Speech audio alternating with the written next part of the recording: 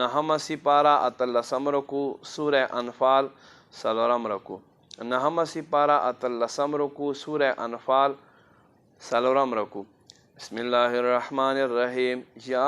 ایها الذین آمنوا اے ایمان والو ان تتقوا اللہ کا تاسو اللہ نہ ویریږئ یجعل لکم فرقانا تاسو دې پاره فرق وګرځئ په حق او باطل منځ کې ویکفر عنکم سیئاتکم تاسو نه به تاسو ګناهونه لرې کوي ویغفر لکم تاسو ته بخښنه وکړي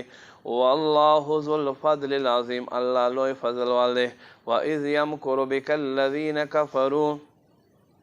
اے محبوب یاد کے سوچ کافرانو مکر کول یثبتو کشتا بند کی او یقتلو کیاتا شہید کے او یخرجو کیاتا وباسی ویمکرون ویمکر اللہ او د خپل مکر کول او الله خپل پټ اراده فرمایله والله خیر الماکرین الله لوړ نه پټ تدبیر بهتر کون کړي وإذا تتلى عليهم آیاتنا هر کله چې تلاوت کی په دې باندې زمونږ آیاتونه قالو دی وای قد سمعنا پتا کې سر مونږ واوریدو ولو نشاء کچیرته مونږ خوښ شي لقلنا مثل هذا ضرور مونږ به هم دک شانتی وایو ان هذا الا اساطير الاولين دا خو نه مگر مخکینه یو خلقو کیسه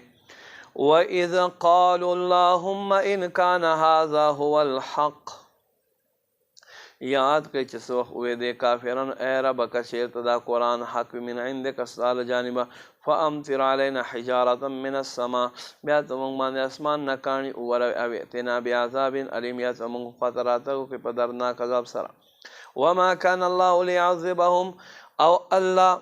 سکار دې چې دوی باندې دوی ته عذاب ورکړي وانت فیهم او ته په دوی کې تشریف فرمایي وما كان الله معذبهم او الله دوی ته عذاب نه ورکوي وهم یستغفرون په داسې حال کې چې په دوی کې بخښنه طلب کوونکي وما لهم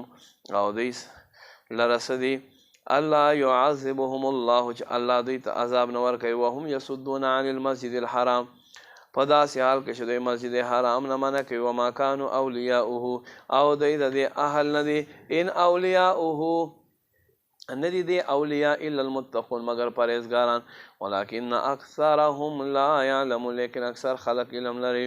وما كان الصلاة عند البيت او دین د کعبه خاتمون الا مکاء وتصدیه مگر شپېلې وهل لاسونه پړه کول فذوقوا العذاب وسقوا عذاب بما كنتم تكفرون په سبب د تاسو کفر بدلا ان الذين بشك خلق كفروا چې کفر وکړي ينفقون خرڅ کوي اموالهم خپل یصدوا عن سبيل الله لپاره دې چې الله لار نه منع کړي فسينفقونها بیا به دوی په خپل دوی به خرڅ کوي ثم بیا تكون عليهم حسرة بیا به وګرځېږي افسوس کوونکي په خپل خرڅ باندې ثم یغلبون بیا به دوی مغلوب شي والذین کفروا الی جهنم یحشرون هغه خلق چې کافران دي جهنم ته به راغونډېږي لیمیز الله الخبیث من الطیب لپاره دې چې الله ناپاک له پاکو نه جدا کړي ویجعل الخبیث بعضه علی بعض او وګرځوي ناپاک بعضې د دوی له ناپاکو بعض سره فیرکمه جمیعا بیا دوی یو ډېر شانتې راغونډ کړي فیجعله فی جهنم بیا دوی وګرځوي په اچولو د جهنم ته اولئک هم الخاسرون دکه خلق نقصان ول دي